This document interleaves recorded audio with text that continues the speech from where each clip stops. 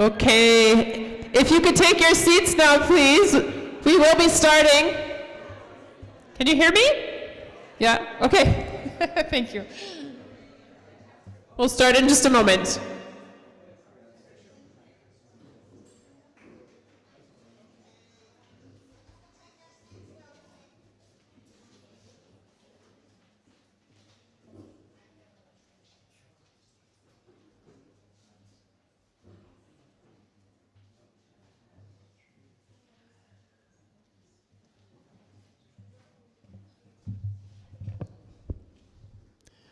So good evening, everyone.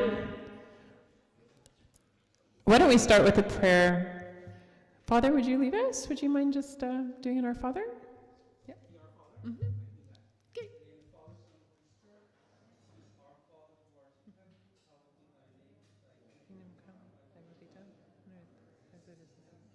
Give us this day our daily bread, and forgive us our trespasses, as we forgive those who trespass against us.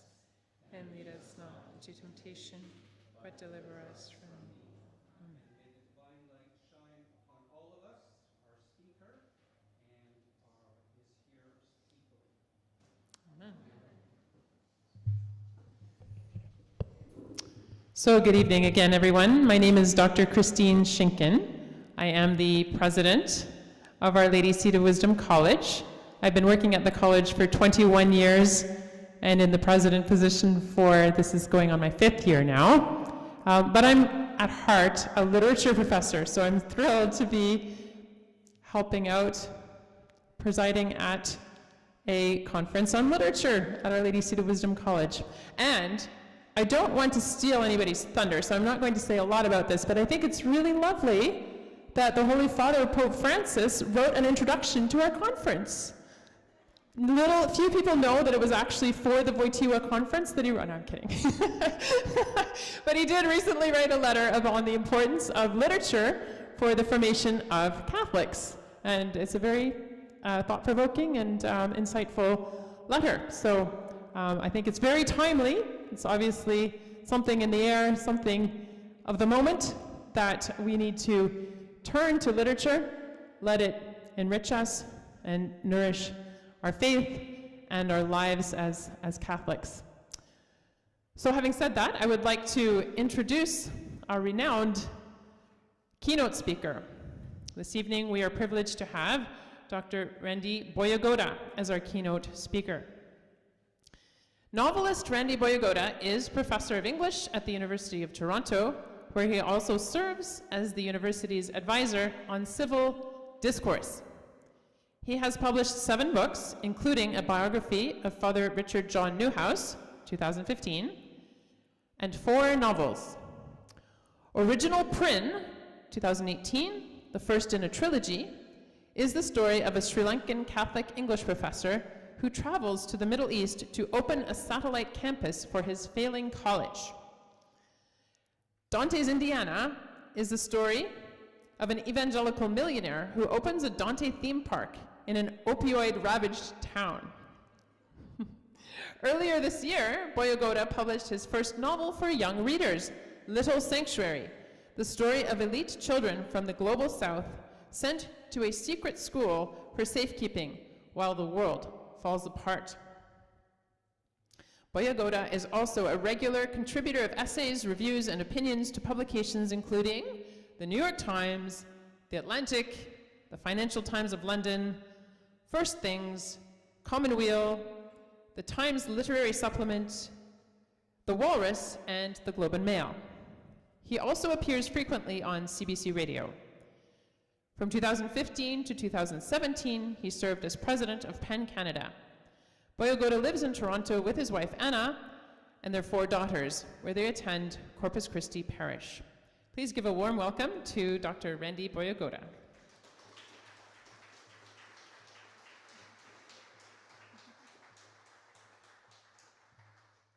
Thank you very much, President Schinken, and good evening, everyone.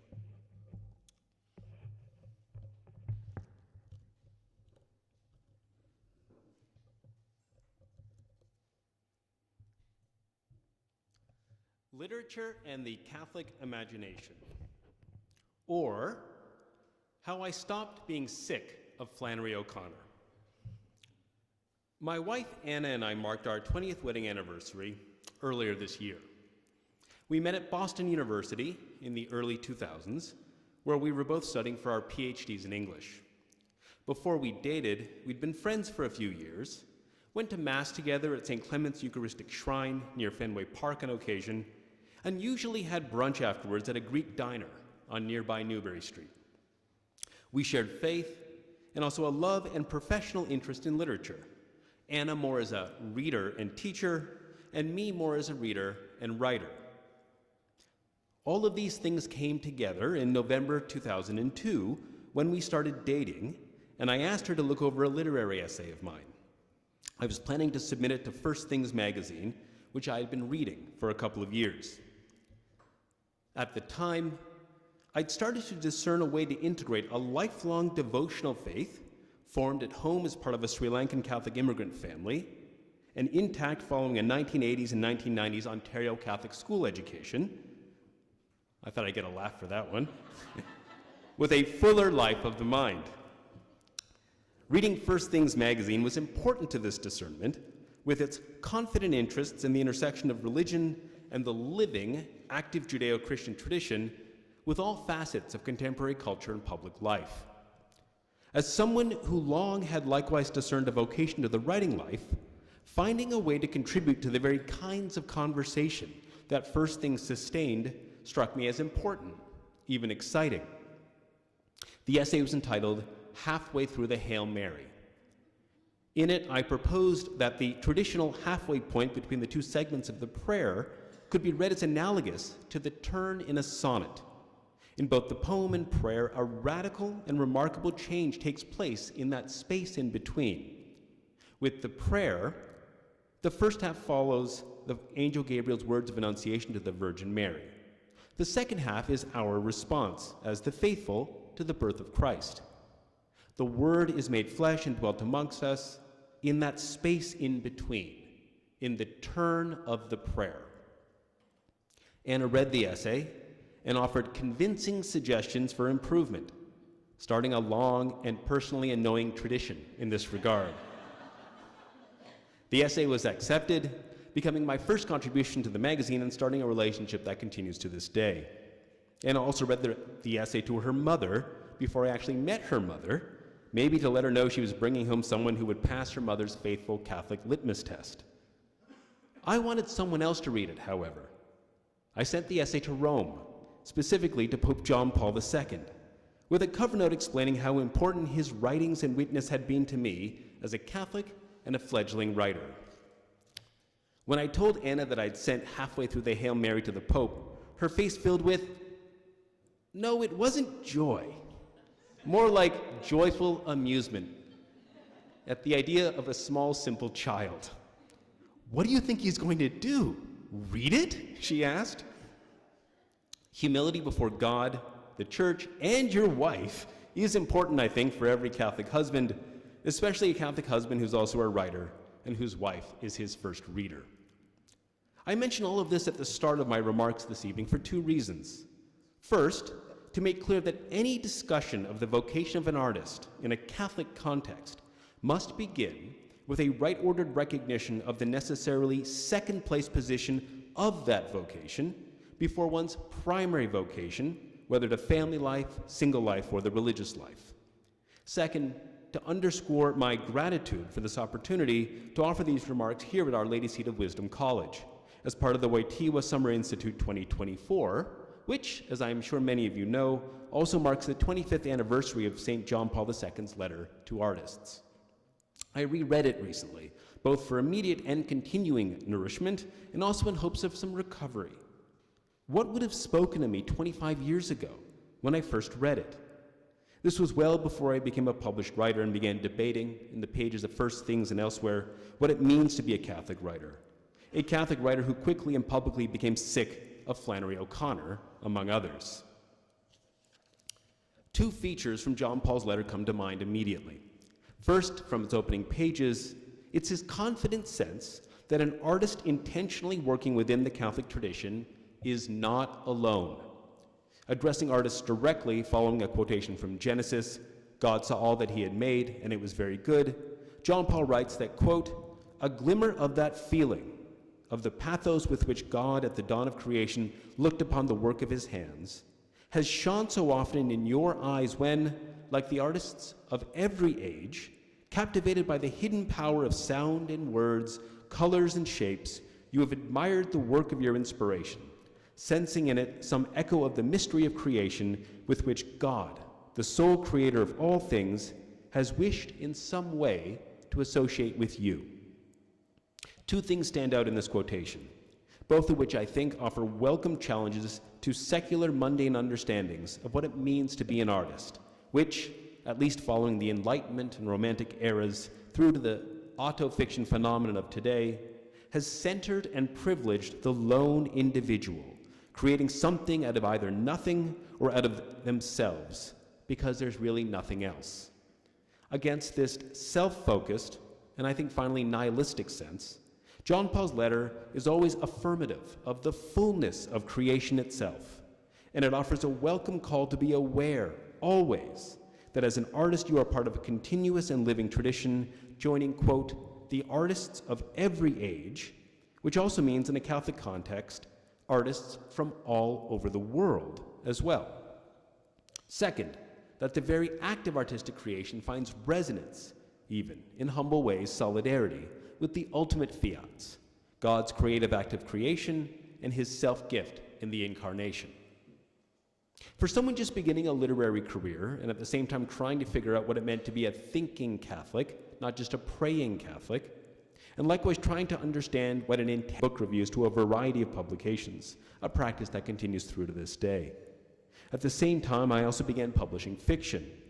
First, short stories in journals that usually went out of business a few months later, and eventually novels. My first, Governor of the Northern Province, was about a genocidal African warlord who moves to Canada and becomes a convenience store clerk in the Ottawa Valley.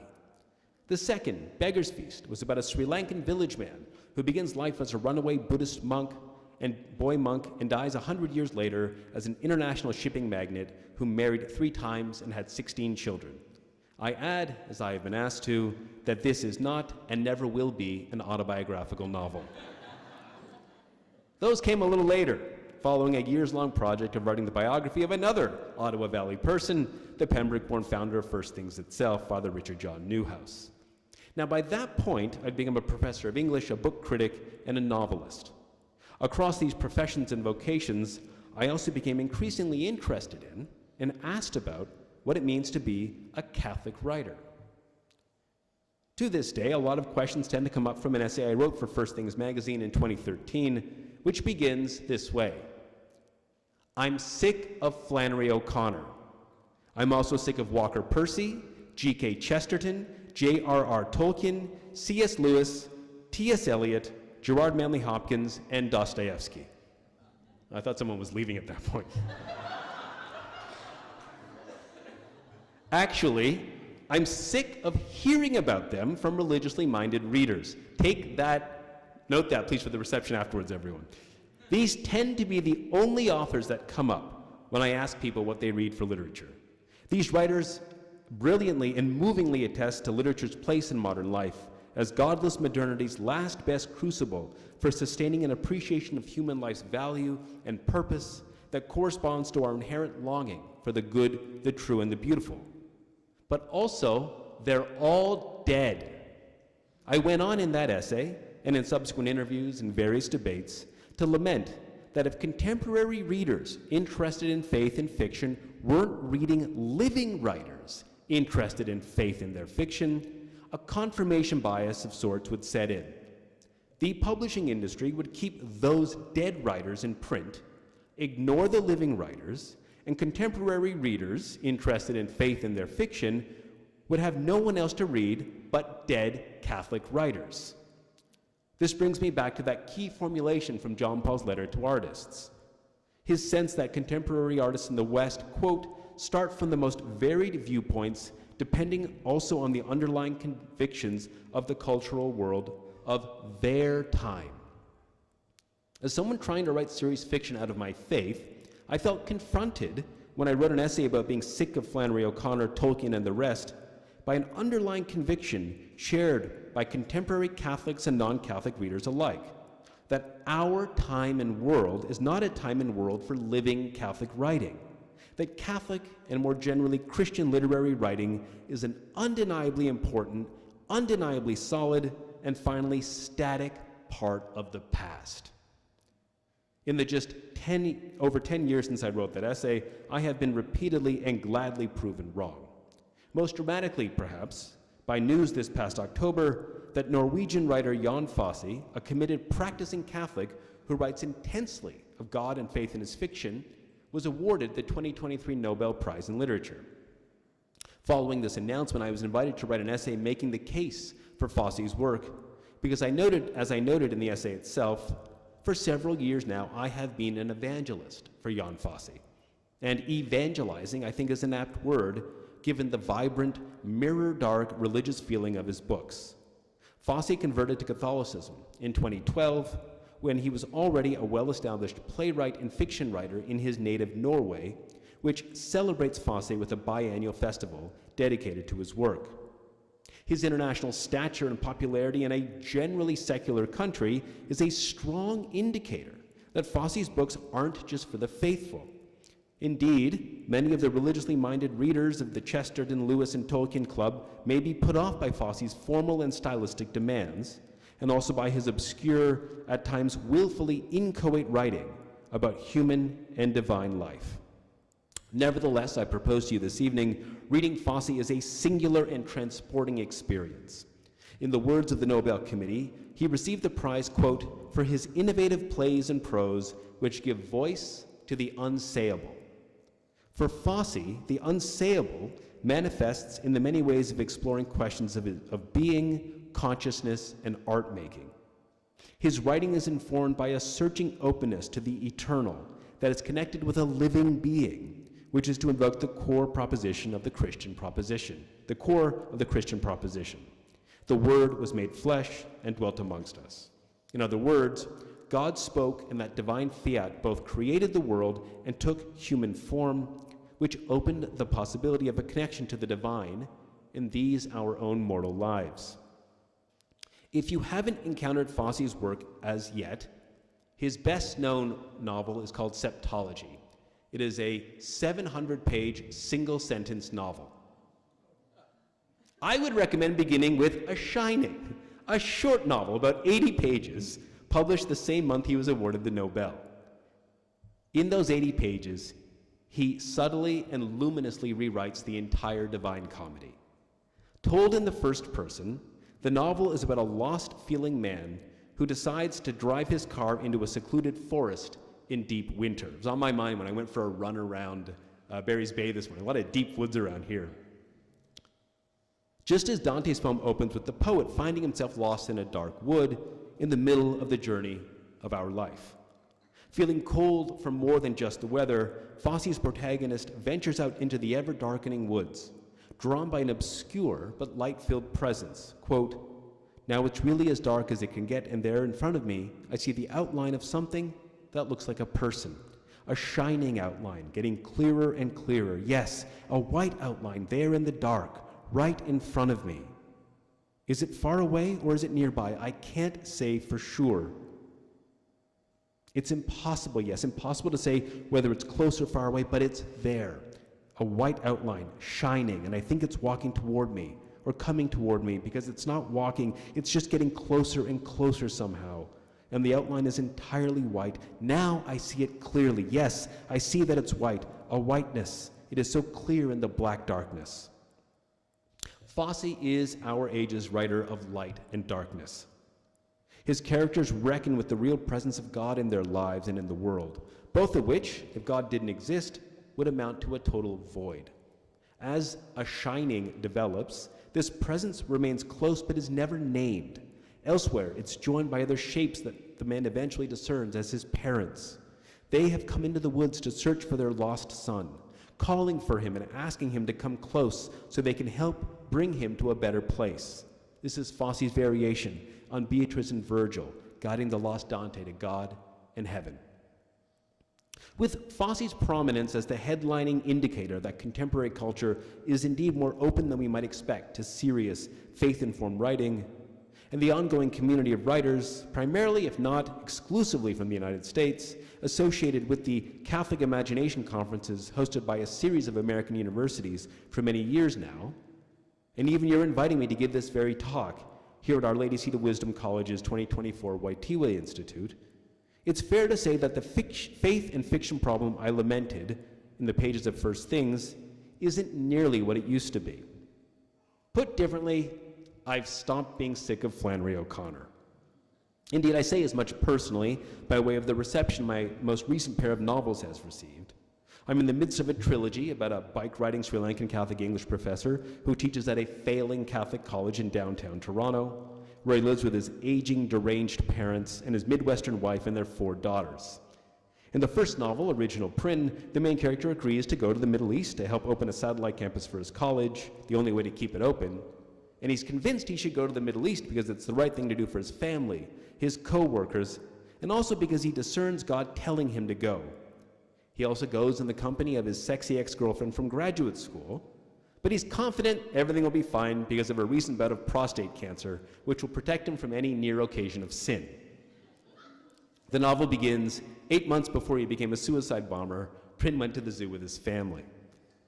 In 2021, the 700th anniversary of the Divine Comedy, I published the second novel in this trilogy, which is called Dante's Indiana, in which Prin moves to an opioid-ravaged Midwestern town to help an evangelical millionaire open a Dante theme park, while at the same time trying to reconcile with his wife and family.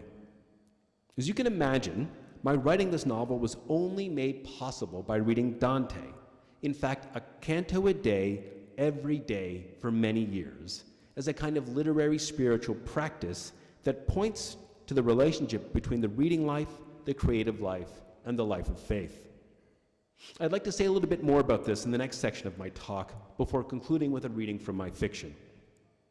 Put differently, while we may argue about whether we read Flannery O'Connor and other modern, not contemporary Catholic and Christian writers too much or too exclusively, I can't imagine anyone arguing against the permanent relevance of Dante to the Catholic imagination.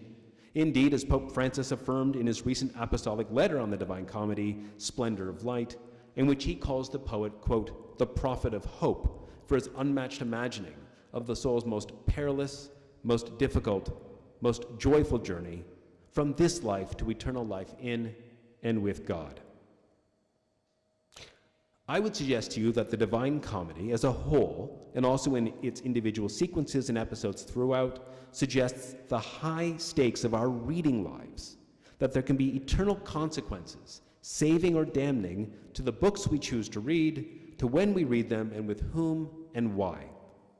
The damning version of a life in books is evident, of course, in one of the best-known episodes in the entire poem, the story of Paolo and Francesca. The story was inspired by the double murder in the 1280s of Paolo Malatesta and Francesca de Rimini by Paolo's brother and Francesca's husband, after he discovered they were having an affair. Early in Inferno, after Dante, lost in a dark wood, is found by Virgil at the behest of Beatrice and begins his journey towards God, which he can only tell us about by telling us about what he witnessed along the way, he comes across in the 5th canto Paolo and Francesca, moving with violent intimacy, very close together, as if trapped tight in a whirlwind. Dante asks Virgil if he can speak with these two, and in turn listens to Francesca's account of how they came to their present state and permanent place in hell. And I'll be quoting from the Hollander translation. And she to me, there is no greater sorrow than to recall our time of joy in wretchedness, and this your teacher knows. But if you feel such longing to know the first root of our love, I shall tell as one who weeps in telling. One day, to pass the time in pleasure, we read of Lancelot, how love enthralled him. We were alone without the least misgiving. More than once, that reading made our eyes meet and drained the color from our faces. Still, it was a single instant overcame us, when we read how the longed-for smile was kissed by so renowned a lover, this man, who never shall be parted from me, all trembling, kissed me on my mouth. A Galeotto was the book, and he that wrote it. That day we read in it no further. It takes little imagination to understand why, having chosen to read a book together about intense romantic passion, Lancelot's for Queen Guinevere, King Arthur's wife, which leads to a marital betrayal, a man and a woman married to the man's brother suddenly stop reading. After calling the book itself a galeotto, an efficacious go-between, as Sir Galahad was for Lancelot and Guinevere, Francesca tells Dante of how she and her brother-in-law moved from book to act. In turn, we discover with Dante that such an act has consequences, murder, and eternal damnation. Now, as you all know, the Divine Comedy is a continuous story told across 3 realms, marked by inversions and harmonies, whether within its internal structure or in relation to the greater Christian and classical literary traditions that Dante was responding to. The story of Paolo and Francesca is, I think, most strikingly, an inversion of that climactic moment in St. Augustine's Confessions, when Augustine, reduced to tears in his years-long effort to find the right resting place for his unquiet heart, hears children singing in a garden. The refrain, "Pick it up and read, pick it up and read." In turn, he picks up the Bible, reads St. Paul, and gives himself fully to God and the church. Just so, Paolo and Francesca take up a book, read it, and then they put it down to do something else. The story of Paolo and Francesca constitutes the paradigmatic anti-example of how to live with and through books, while at the same time demonstrating the power books can have to inform, inspire, justify, and fundamentally set or alter the course of your life. As for Dante himself, at least here, he's not a very good example. He faints at their defiantly self-abdicating story of sinning, which serves as an indicator early in Inferno of how far Dante is from being ready to see and be seen by God, of how much more, how much better has to be the reading experience of human experience he still has to do to get to where he wants to be, where he is wanted. Fortunately, he is not alone. Until a profoundly moving moment late in Purgatorio, Dante is accompanied in his travels by Virgil, the guide provided to him by heavenly intercession. He's the exact right one for him, a Florentine poet of great ambition and deep admiration for the long glories of the Roman Empire. He immediately responds to the commands of Virgil, who sang of the heroic exploits of Aeneas in founding Rome, just as Augustus was founding the Roman Empire. Virgil is Dante's self-chosen exemplar, what he describes as his, quote, more than father. But Virgil didn't just make Dante possible in terms of literary creation. Dante the Pilgrim knows and trusts Virgil, the poet guide, through what he wrote and what Dante has read. In other words, Virgil embodies and enacts for Dante the efficacious effect of reading on a life otherwise lost. We can see as much throughout the Purgatorio as I'd like to propose now, in saying more perhaps about how Dante has informed my own work as a writer. In Purgatorio, there are a series of enactments of a positive, even saving relationship between reading and living. All 3 involve Virgil, if not necessarily Dante. They also involve Statius, a Roman poet who lived and wrote in the century following Virgil, and is considered by at least one scholar, William A. Stephanie, the most important character in Purgatorio after Virgil, Beatrice, and Dante himself.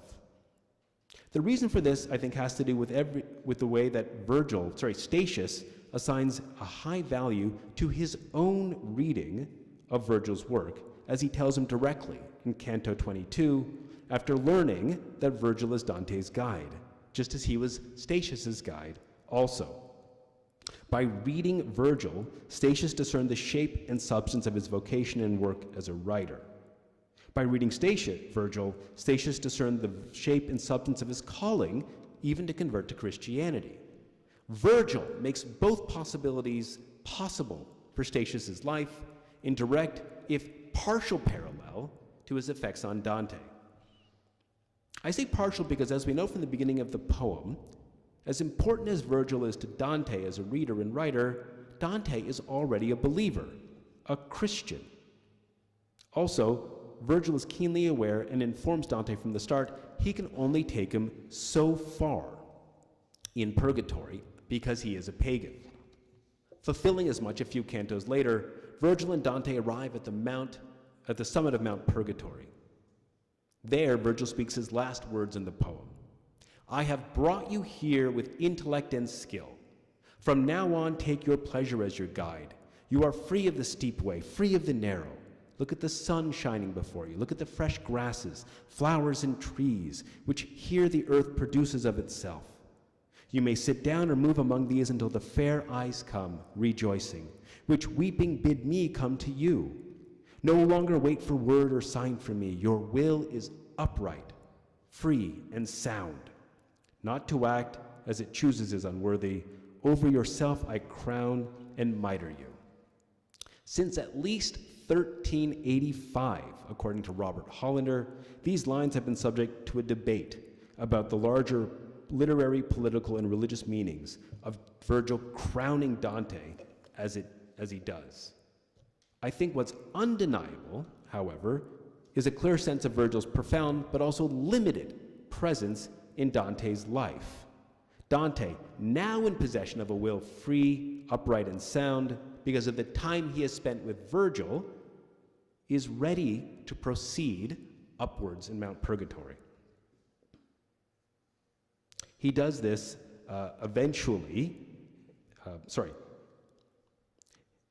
He does this until he encounters Beatrice.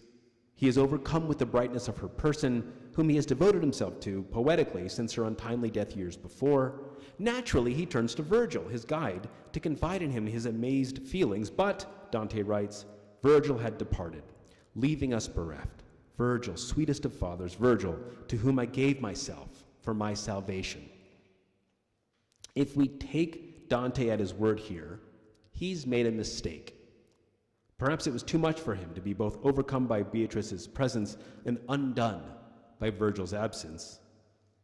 Because in fact, if he gave himself to Virgil for his salvation, he could not be saved.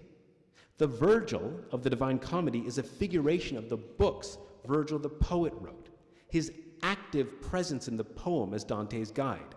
This is the enactment of the spiritual, intellectual, and emotional effects that reading has had on Dante. But books, as books, whether it's a collection of Flannery O'Connor stories, or the Aeneid, or the Divine Comedy, or even the Bible, as the opening verses of St. John's Gospel make clear, cannot save us on their own. Books matter ultimately as the means for discerning God's presence in our lives and responding accordingly with praise. Indeed, books can only bring us to places and spaces in our lives and in our world where, however lost we may have been, we can be found and known and loved thanks to the mercy and salvific powers of the Word made flesh, God. In other words, and as the remainder of the poem demonstrates, Dante's willingness to give himself over for a salvation of Virgil wasn't ultimately because of what Virgil wrote or who Virgil was, but because of what Virgil was asked to do and by whom? Beatrice. It's not difficult then, in turn, to see that Dante intends his own book to have a similar effect on its readers that Virgil had on his. We are invited, each of us, to treat Dante in the Divine Comedy as our guide through this, the middle of the journey of our life. And likewise, we cannot turn to Dante for our salvation, as he himself signals in the final lines of the final canto of Purgatorio, when, about to go to heaven with Beatrice, he observes, quote, "The curb of art lets me proceed no further." By giving us the stories of Paolo and Francesca, Virgil and Statius, Virgil and himself, Virgil and Beatrice, among many others, Dante created an efficacious, imaginative chronicle of the life and death stakes involved in deciding what we read, when and with whom, and why. In so doing, our reading of Dante brings us to the point where we are ready, where we have been made ready, to know and be known, to see and be seen, to love and to be loved by each other and by God. I have made these remarks this evening in Barry's Bay as someone still waiting for John Paul II to write me back, and as a reader of Dante with an active and ongoing vocation to a Catholic literary life. And while it might be expected at this point in a talk at a Catholic literary institute by a Catholic writer whose two most recent novels are openly about Catholic concerns to read from one of those, I'm not going to do that. It's too easy a temptation, at least for me, to go with something safe and tested and proven Catholic, in fact doing the very thing that I have complained about in the past with Flannery O'Connor and company. In other words, I don't want you or me to get sick of Randy Boyagoda. And so I'm going to end these remarks by reading to you from a novel I'm writing these days, which is called Lords of Serendipity. It's a global campus novel about the guilt and rot of the university, about very privileged and very poor people in the United States and around the world who are inspired by grand ideas of higher education, only to realize that elite and mediocre universities alike have become craven, even criminal. I have tenure already, it's fine. When these characters find out about the university, the truth about the university, what do? What do they want to do? What are they called to do? What do they owe themselves, each other, their families, the university itself?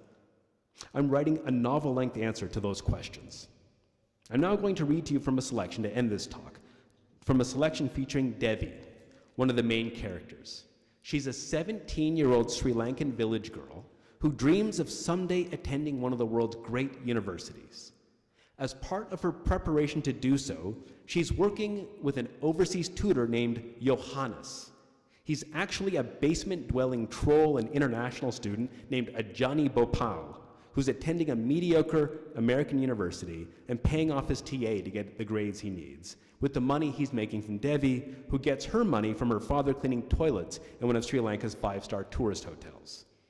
And so as I read this to you, I invite you to reflect on where and how the Catholic imagination figures in the life of the Sri Lankan village girl dreaming of going someday to Harvard. Devi was sitting at her desk working on her college essay when she heard her brothers come home from work, cursing. They couldn't get the cricket tallies on their phones. The internet was down. Devi had a tuition session with Johannes later that night. She had a backup plan. Well after midnight, she snuck out of the house. She walked down the lane to the main road. The dogs chained in front of the shuttered market stalls and the dogs loose in the courtyards of the larger houses all greeted her with their marble eyes and wagging tails. No barking, no growling. Devi grew up here. The dogs knew she was no rogue. She walked along the main road under the bug-buzzing streetlights. She passed the knife maker's stall. The owner and his friends were smoking and drinking at a little table in front, waiting for drunk Australians to arrive and demand massive custom knives, as happened most nights. The knife maker and his friends all waved at Devi. She waved back and kept walking, ignoring the steady night traffic of timber trucks and trishaws and airport taxis and boys on motor scooters looking back and asking the pretty girl out at night by herself for a ride. The boys sped away when they saw the knife maker and his friends stand up, smoking and swinging their bright new blades. Devi made her way to the church square, which was across from the Buddhist temple that her family visited on Poya days, bringing food gifts for the grim monks. Whenever the Catholics had one of their festival days, her brothers would go for the music and sweets, and sometimes she was allowed to go with them. And that was how she learned the church offered free Wi-Fi. You could pick up the signal in the square, which was lamp-lit along the limestone parapet walls that ran back along the sides of the church itself, which, past midnight, was all dark. Beggarmen and stray dogs slept on its steps. An old man walked around barefoot, wearing a beaten-looking wooden calendar covered in bright papers, calling lottery tickets. Devi saw a group of people gathered around crate box countertops, buying sacks of cashews and plastic cups of cloudy coconut water, and banana leaves full of mango slices, covering the slices in salt and chili. To the side, 2 small boys squatted, yawning beside jugs of fresh water for drinking and hand washing. Devi wasn't thirsty or hungry. She moved towards the people checking their phones in the middle of the square. They stood close by a lit-up and rose-covered box holding the statue of a young man covered in cuts and cash, Saint Sebastian. She did not think the square was always this busy at night. The internet must have been down in lots of places. As she approached, she saw that the Catholics had installed chargers along the base of their martyr box. That's why everyone was standing around it. But not Debbie. She had come prepared. Her phone had a full charge with 2 charging blocks in her pockets. She was also in no rush. She was always early for her sessions with Johannes so that she was ready when he called her on WhatsApp. Early as usual, she logged onto the Wi-Fi and did a speed test and had the time now to decide where she would stand for her tuition session. She walked around the square, checking the signal, and found it strongest at the back of the Martyrs box. There was a signal booster plugged in at the Martyrs' bloody feet. She turned on her camera and checked her hair and inserted her earbuds, then plugged the cord into her phone. She tapped and tapped. She waited, breathing in and out and closing her eyes, ignoring the voices of the people around her, all of whom were having so much fun.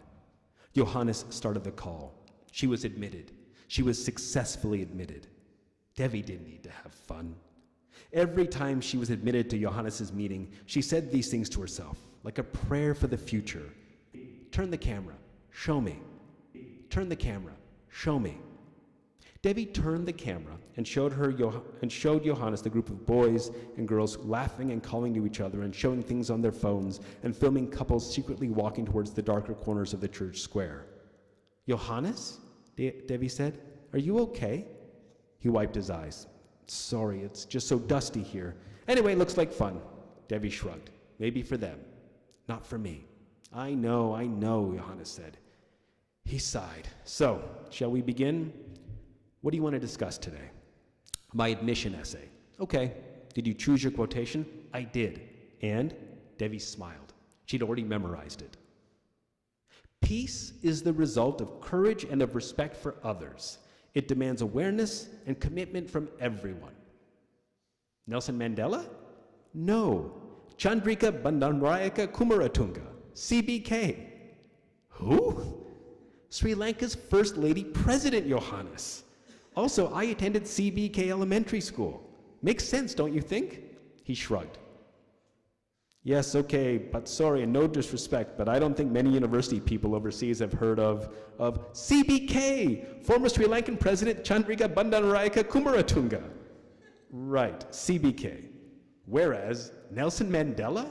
Easy, guaranteed, nothing doing. You really think so, Johannes? Did you quote Mandela for your essay? No, Debbie. I'm more of a literary man. For me, it was Shakespeare, Sir William.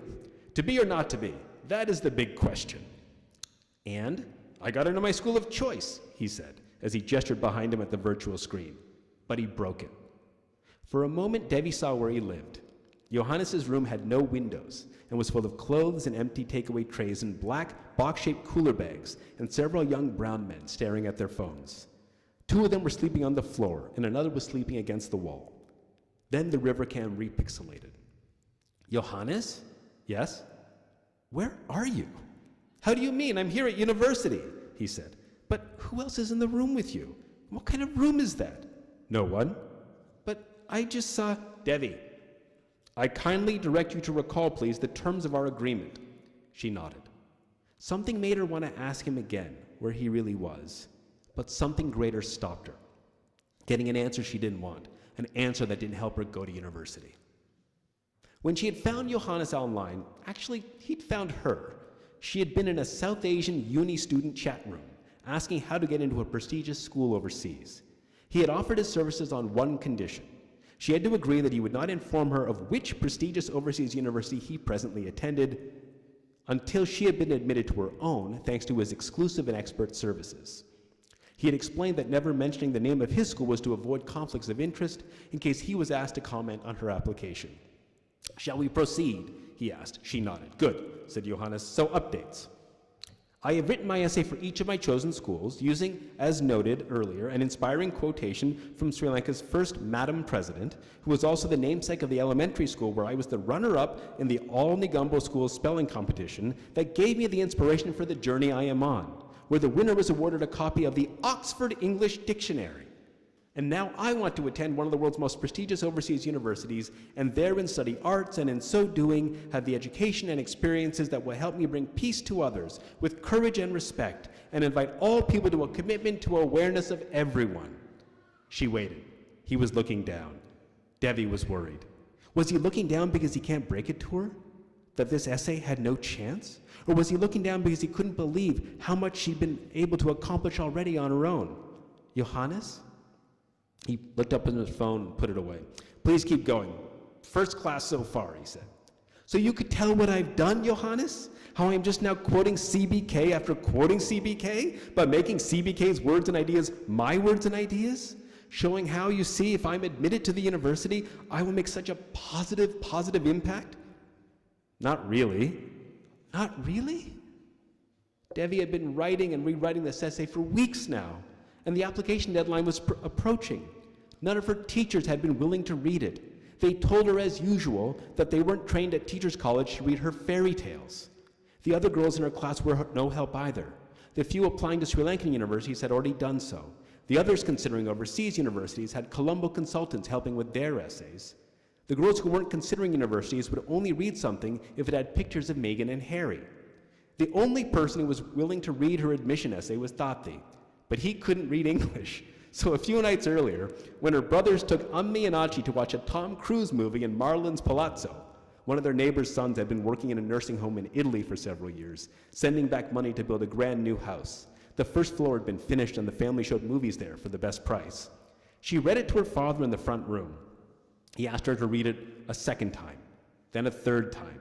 At the end of Devi's fourth reading, Tati stood up, paced around the room, bent over with his hands behind his back, and said, "Wow, genius."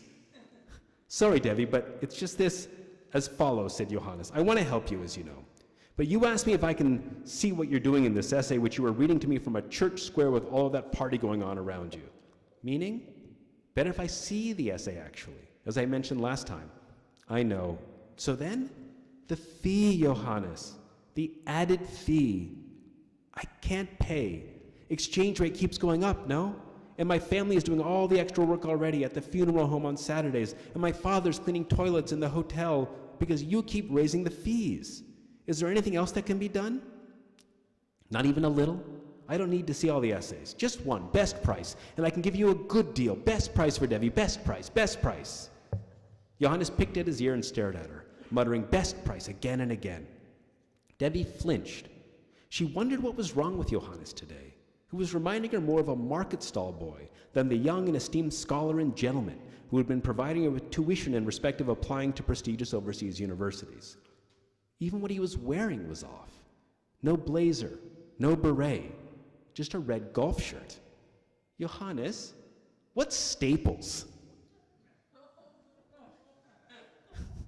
"What Staples?" he said. "Your shirt.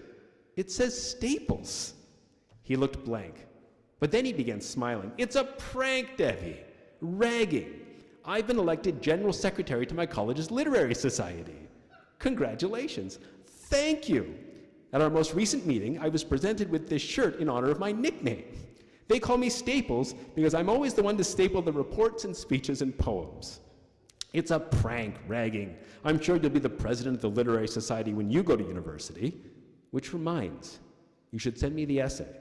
Send it on WhatsApp. I'll read it and give feedback. Best price. Send it, Debbie, send it. And do you have any friends in need of expert overseas tuition? You asked me that last time, Johannes. And don't you remember what I said? No, I don't remember. The other girls applying to overseas uni from my school are going through a Colombo agency. So they provide full services. Okay. I bet I could do better for less money, but never mind. It's just you. Fine. Very good. Excellent. Send the essay. Best price, Debbie. I can't, Johannes. I don't have. I already gave you all my extra. That was the money my ummi gave me to apply to a Sri Lankan uni. If she finds out I gave you the money and didn't apply, she'll murder me. We already discussed this, Debbie. Yes. But maybe now you should have. What do you mean, Johannes? Well, otherwise?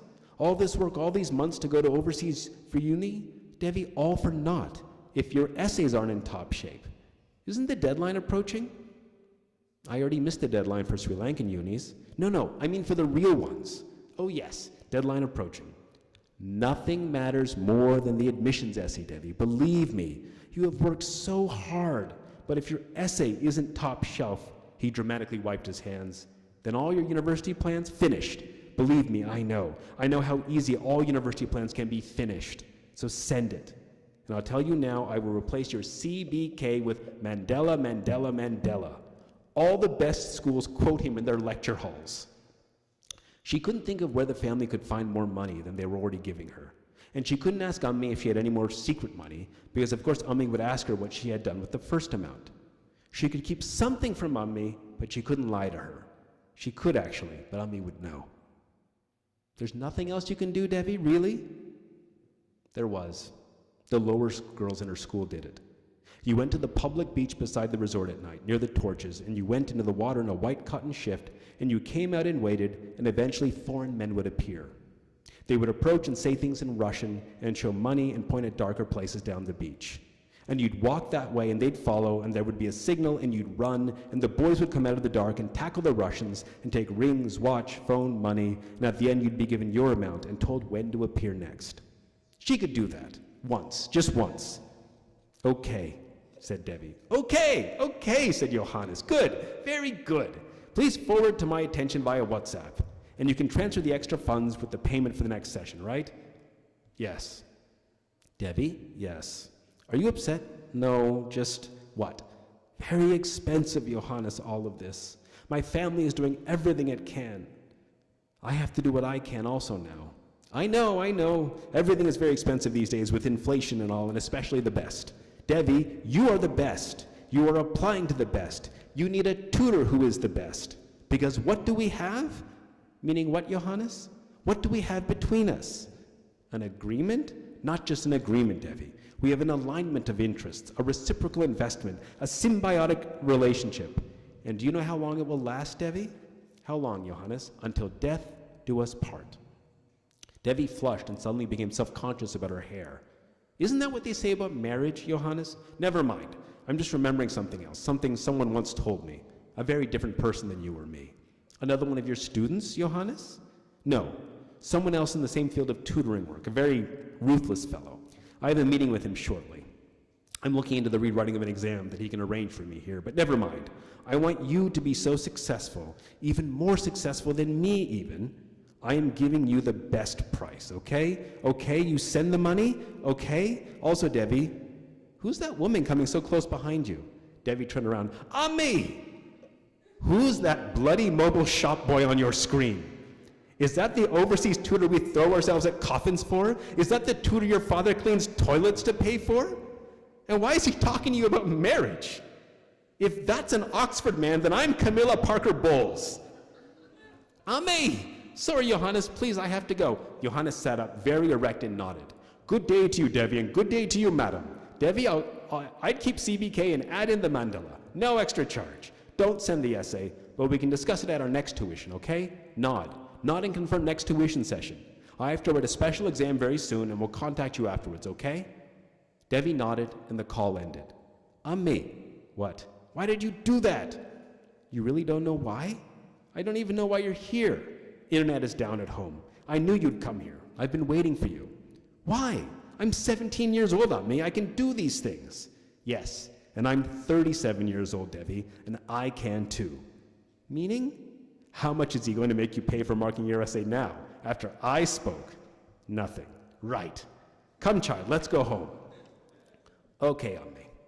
They walked through the church square to the main road, passing more trucks and scooters and the knife maker before turning down the village lane. They were both quiet. Finally, looking at Me, Debbie could tell she wasn't upset.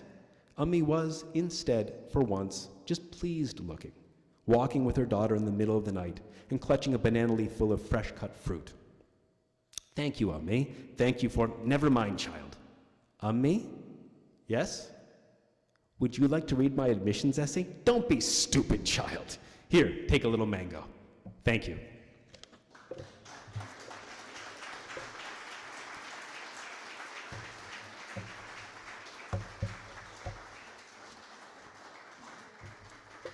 So I'd be happy to take some questions if you like. Any questions for Dr. Boyagoda?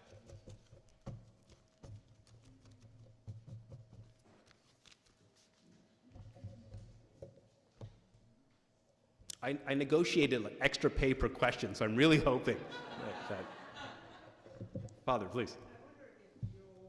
There perhaps another narrative in your talk, and there's kind of the surface narrative is we should read Dante and the kind of space he opens up for us. Mm-hmm. But Dante was locked in a relationship with Virgil. So does his reading of Virgil open up another space for us? That of reading literature that is current, but not Catholic, and that maybe might shock and horrify us and push us towards the Catholic faith, or might kind of strangely open up spaces and ideas that even the author himself doesn't realize are Catholic. So that's the first thing, is like, does the presence of Virgil there open up another space? And is the relationship between Dante and Virgil perhaps essential for the Christian imagination? That somehow we have to kind of move from what the best the world has to offer towards God? Yeah, I mean, that's beautifully put, and I think in some ways, you answered your own question at the end there, Right. with what we can Take from Virgil. Absolutely, Dante has this consequential relationship with Virgil's books. They are what first bring him on a journey that ultimately leads to his redemption. But importantly, as I was saying in my talk, Dante lets us know from the start, Virgil can only take him so far. So all of the goods are necessarily, I think, limited that way as sort of good, inherently good as many of those parts of Dante's reading relationship with Virgil are. I think the analogy I would draw would be my entirely idiosyncratic homespun understanding of what it means to be a Catholic writer is that I'm not a Catholic writer, I am a Roman Catholic writer, which is to say the sacred and secular always in relation to each other. If we just think of Rome in that sense and then Catholic in the other sense, right? It seems to me like as readers and writers alike, we always already need to be reading the living and the dead, and then in a Catholic context, Catholic and non-Catholic at the same time. And if you're not sort of engaged fully, it seems to me like you're not drawing completely on your life as a thinking, believing person who's in this world. You know, I mean, by analogy, it seems to me it's the challenge of the Benedict option. Rod Dreher's idea of the Benedict option, very appealing. Let's decide on the Benedict option, but we're all still going to shop at Amazon and Costco, right? For the right kind of interesting wood and stuff to create our nice local homespun version of things. But that's okay, that dependency. You know, as long as you acknowledge it and you're honest about it. The intellectual idea of the Benedict option in life beyond literature makes sense as long as you're honest about the fact that you're still in this world. You're still using gas and buying stuff from Costco. You know what I mean? Radical self-sufficiency as a self-enclosed religious community strikes me as foolish and unsustainable, and likewise as readers.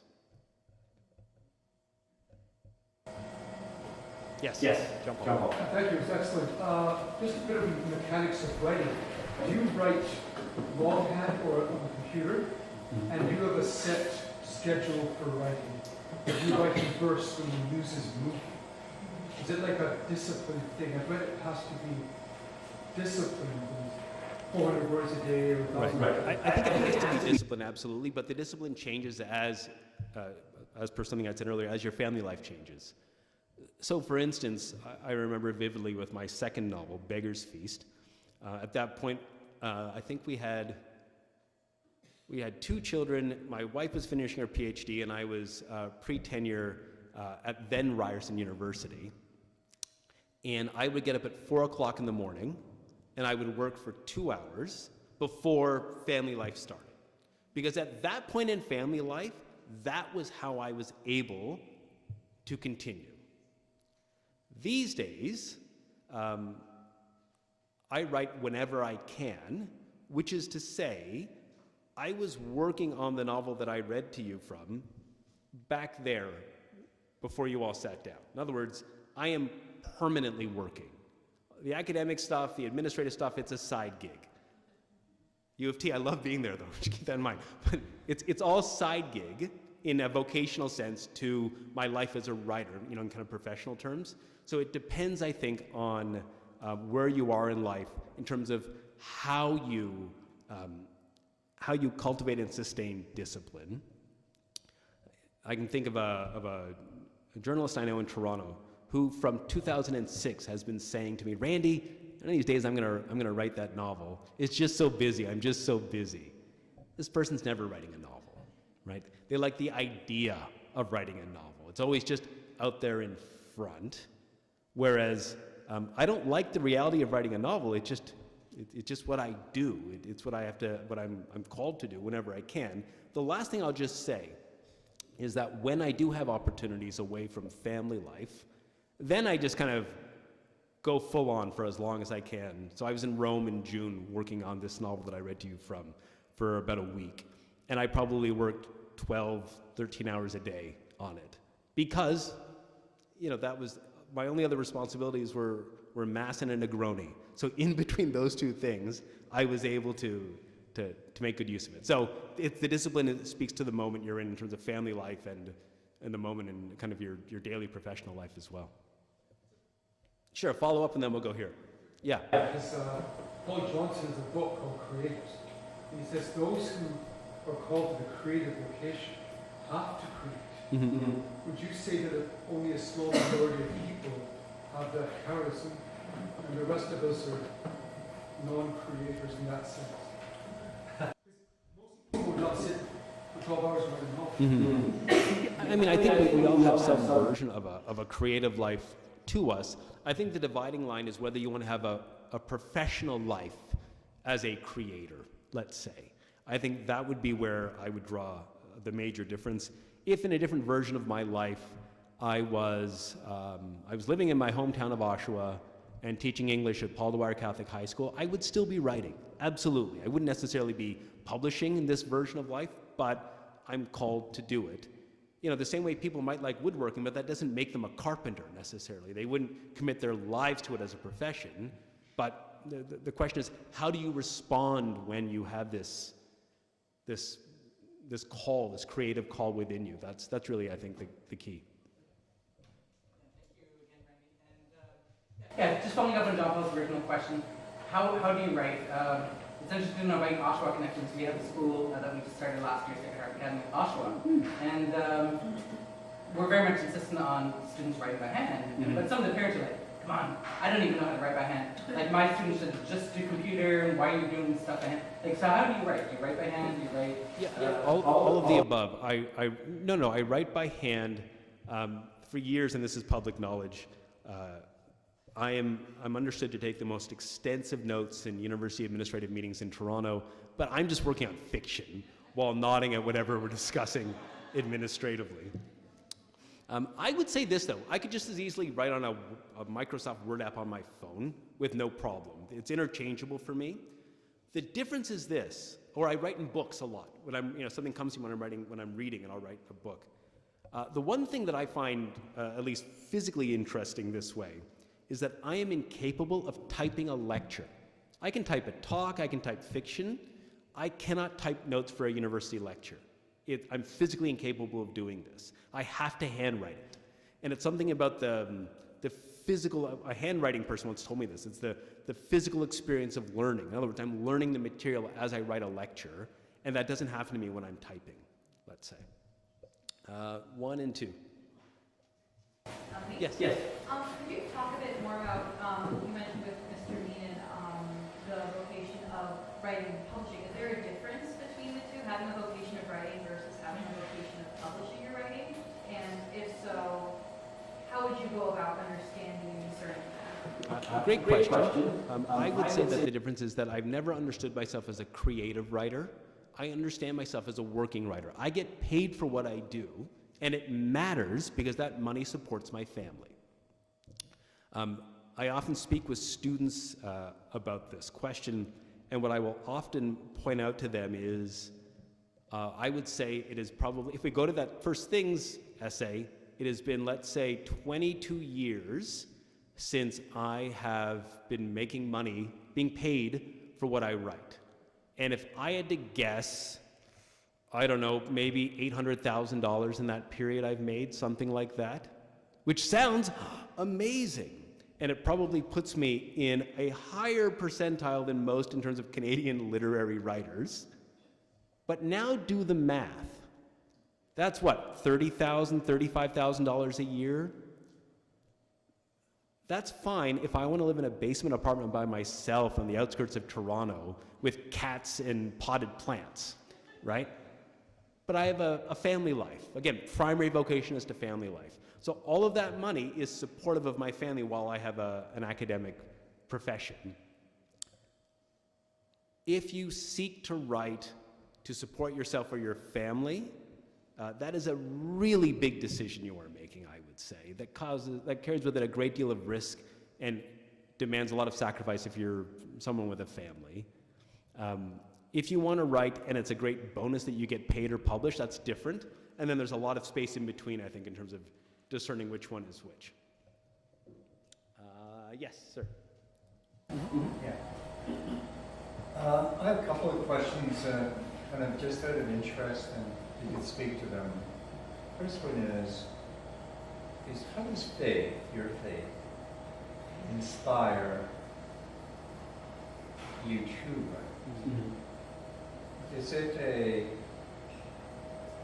faith for you? Is it a communication that is deep within that kind of bubbles out? And the second question is, how does your faith inspire your characters? Does it communicate to you as a plot, as a narrative, to a story form? How does that work for you? That's a timely question in that, as you know, I'm in the midst of this trilogy that is very much a trilogy friendly to the Catholic imagination. And something has happened after 2 of the books. I've stopped. I'll continue in a few years, not a big deal.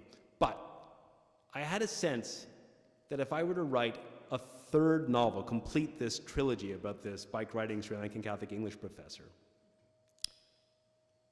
faith would then become a trick or a thing I do. You know, oh, what's Prin's next zany Catholic adventure? And the active, living, demanding presence of faith in one's life would be too easily reduced to a category of material for me to draw on in order to keep this enterprise going. Instead, I became interested in this other story, which I've been working on in various ways for about 10 years, this novel that I've all but completed at this stage. And your question is an interesting one because there's one of the characters in the novel is a dishonest astronomer interested in religion and science who's doctoring his data and has a kind of sometimes has a guilty conscience about it.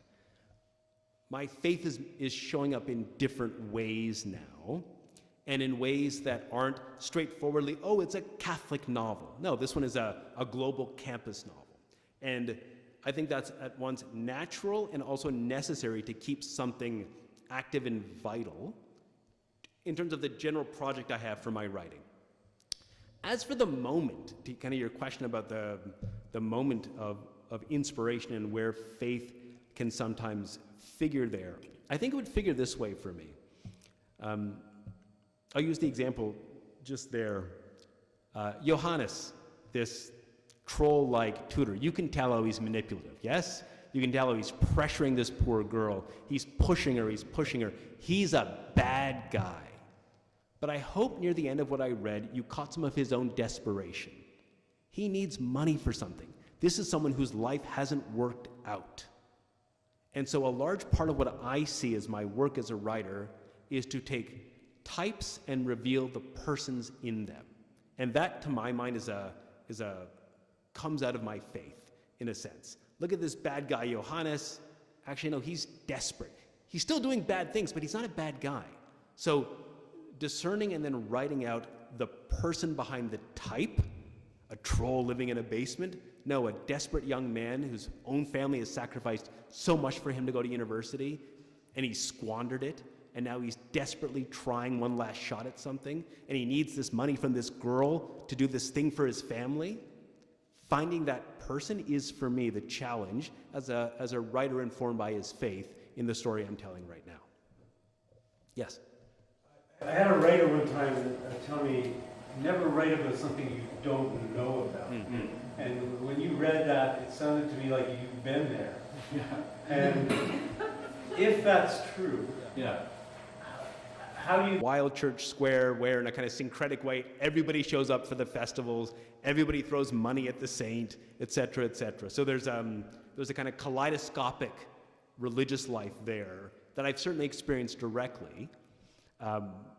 But thanks be to God, I've never lived in a basement with a bunch of brown Uber drivers scamming girls across the world. So at some level, yes, I'm drawing on things that I've experienced, things I've witnessed. I think what matters, a writer told me this once, David Mitchell, a great novelist who best known for his novel Cloud Atlas.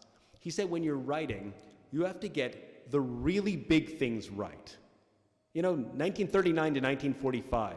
This matters if you're going to write about the Korean War. You have to get the really, thank you. You have to get the really big things right, and then you have to get the tiny things right. You know? So what, like the tiny things are what? Bored boys sitting there with jugs of water to sell to the people eating their overnight snacks. That's real, right? The marble eyes of dogs at night in a very dark place like Sri Lanka. That's real. Everything else you make up in between, you know? But you have to get the tiny things right and the larger things right. I'm reading Rick Green's biography of Graham Greene right now, in service of a talk I'm giving on Greene in the fall.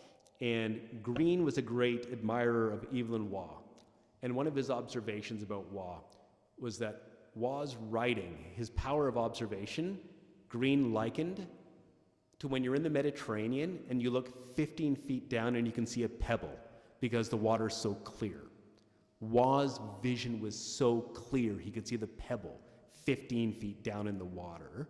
And so I think in some ways that's what you have to do as a writer is get to the pebble and then, you know, build all around that. Yes? Just a few questions. One is, I'm just wondering if you could briefly share your journey of coming to understand your call to be a writer. What obstacles did you have to overcome to grow into that? Mm-hmm. And what's the best advice that you received or you would give to someone aspiring to be a writer? Okay, great questions.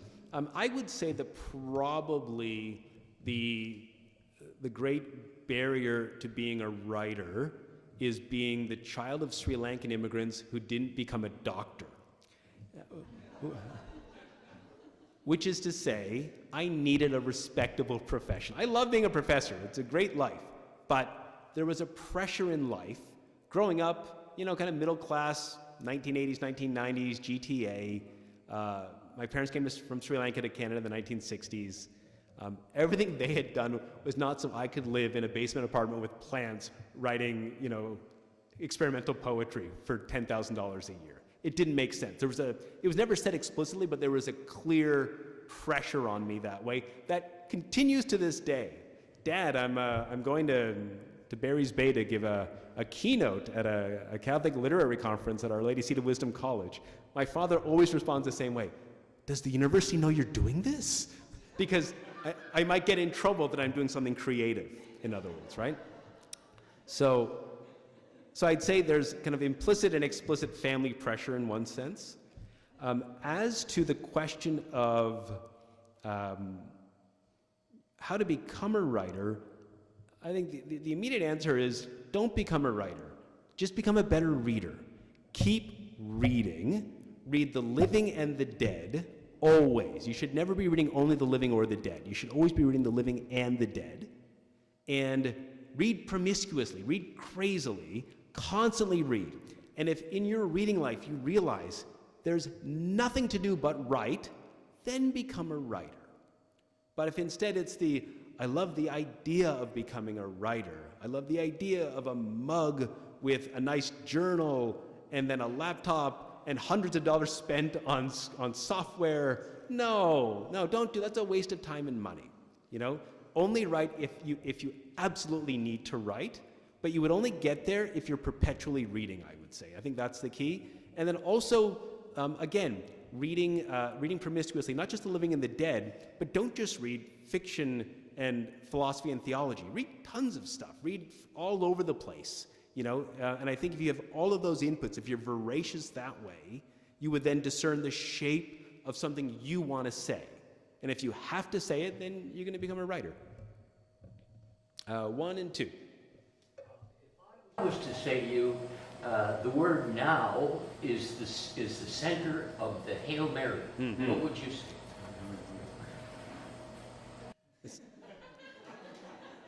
I'd say, which Hail Mary are you talking about?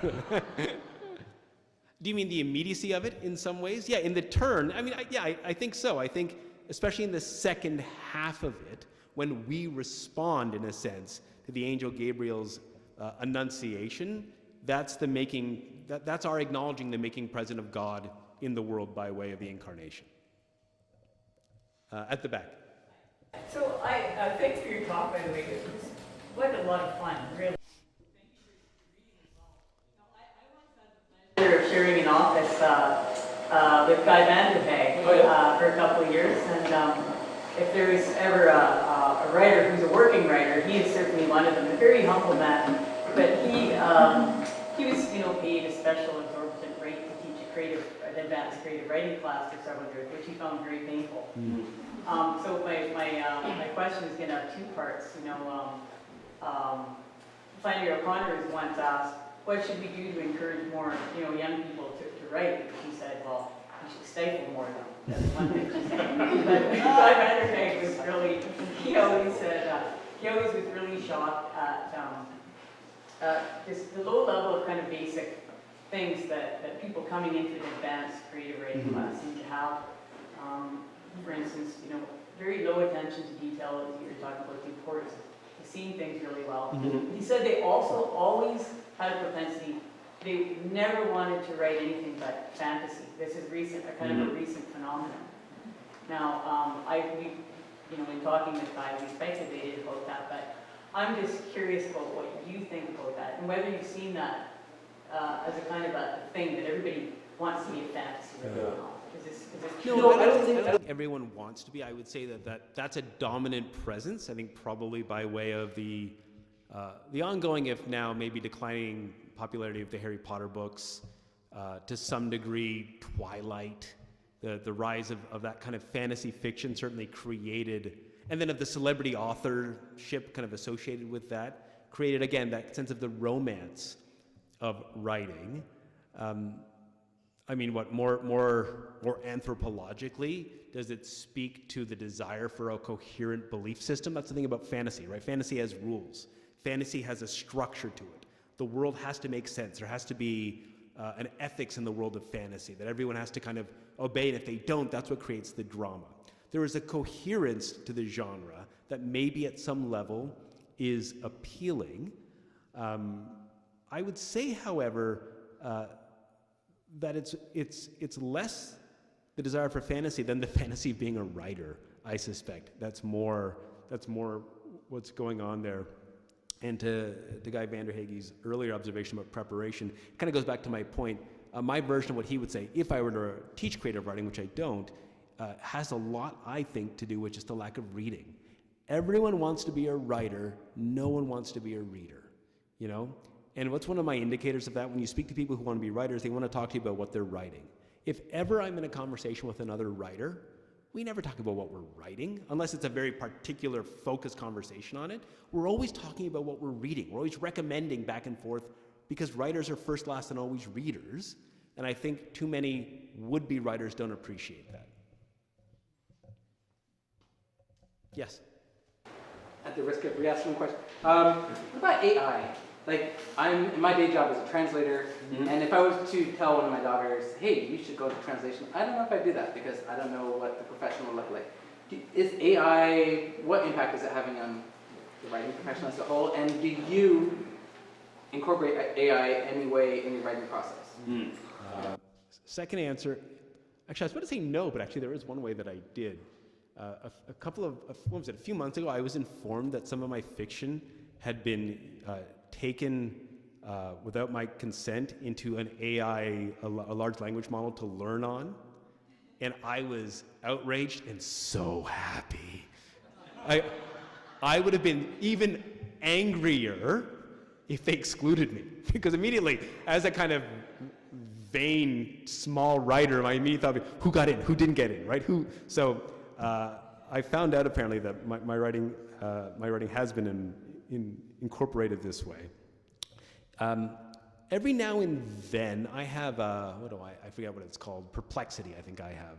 Some conversational AI thing where I might every now and then ask a question like the following. How do statistics figure in astrophysics? Which matters to the dishonest astronomer in the novel I'm writing right now. And what I will get, and this is why I have no worries about AI itself, is a completely flat and bland account of that's just information. No voice, no tone, and that's fine by me because I'm not looking for voice or tone. Right? This is just a search engine for me, and it's a different way of responding to it. And I think translation of literary material remains safe because AI just doesn't have voice to it. You know, if you ever read it, it's just the flattest, emptiest kind of voice. It reminds me in a weird way of the way that Americans made the decision about the evening news. This was in the 1950s or 60s. The linguists did a study and found, I think it's in Ohio, they found a town that had the emptiest American accent. No inflection whatsoever. And the idea was that newsreaders would be all trained that way as national newsreaders, so that no one would feel like, oh, this is clearly a person from Mississippi. This is clearly a person from New York. And if you think about it, it holds to this day. Think about any network newscaster, anchor. They don't really have a strong regional accent.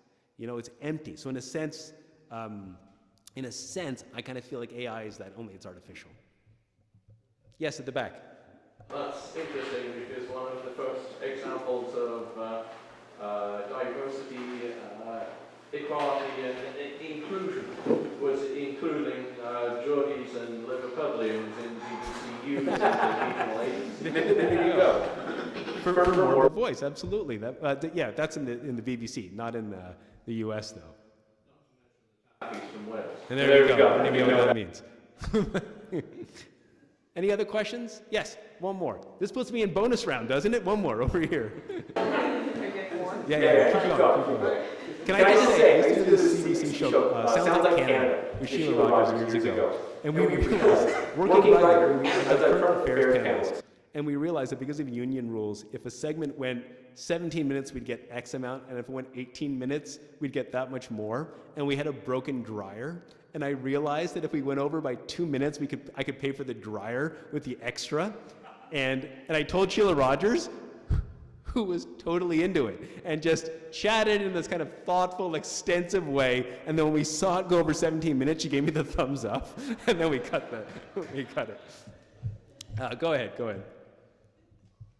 So, yes. Professor Boyagoda,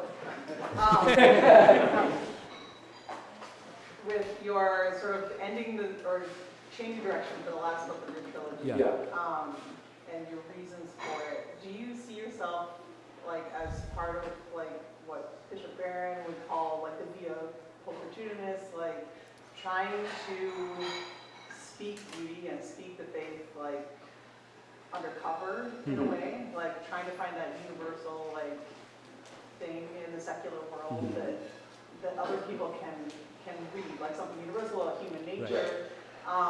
I mean, I can see it, I can hear it, like in even what you read, but how do you see yourself in that? Like a literary evangelist, you know, who's not like overtly Catholic. How does one strike that balance? Are you trying to strike that balance? It's a very good question, but I think it kind of goes back to I think an active and ongoing sense of self. In that, you're right, I'm not an overt Catholic, but I'm an open Catholic, and it's a question of how you sort of live that out. So maybe I would make two observations that way. The one to go all the way back, I think in 2005, when I was applying for jobs, I was on a postdoc at that point at Notre Dame. I remember getting campus visits at then Ryerson and at Steubenville. I got hired at Ryerson. There's something to this. Okay, that's where I am. So I could have made the decision then, okay, right when I get to a Catholic school, I'll become a Catholic. That's silly. That doesn't make sense to me. Instead, it's how do I live out my vocation in the here and now in a way that makes sense with the world that I am in.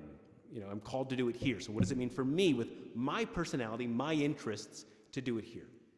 With my writing, I think I would say that at this stage, certainly, you know, kind of after the Newhouse biography and onward, you know, with that Newhouse biography, it was very important to me.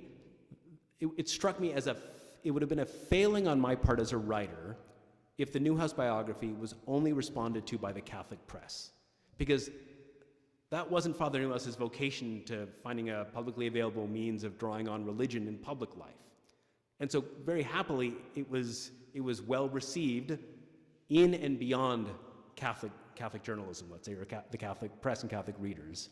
That was important to me as a kind of vocational decision that worked out. And I think the same has been true in terms of the reception of the recent Prynne novels, both very much from Catholic readers and then very much from people who have nothing to do with Catholicism. One of the challenges, one of the frustrations I had once was a Catholic reader came up to me and said, I really like original Prynne, and I want to use it for my book club. And I said, great. Where's the wine and cheese? I thought, you know, I was getting ready for the invitation. It was in Toronto. And she said, but I'm not going to do it. And I said, why? And she said, there's so many Catholic in-jokes. It would ruin it if I had to talk about it with other people. So there's lots of little things inside, you know, Easter eggs in some ways for some people. But it's not exclusively that either. And right now, this is the novel that's engaging me right now. So it's, how do I do it, you know, with this book? How do I continue to kind of live out my vocation?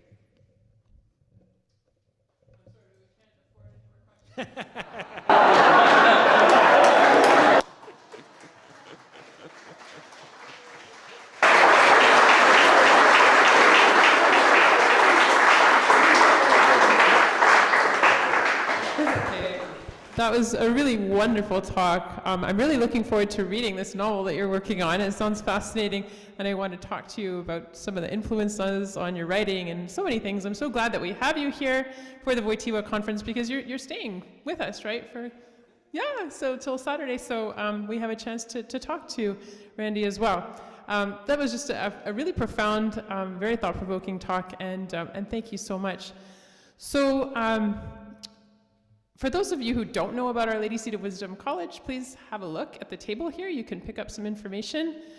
We do great things like organize conferences at which Randy Boyagoda speaks and that sort of thing. So we're a great thing happening here in Barry's Bay, kind of a well-kept secret for many people, but you know, come find out about us if you don't already, and then spread the word. And for those who are part of the conference, there is a reception. Where are we going? Where is it again? The tent? Are we in the tent? The tent, I think, for those who are signed up for the conference. So thank you all for coming, and I hope you enjoy chatting afterwards as well. Thank you.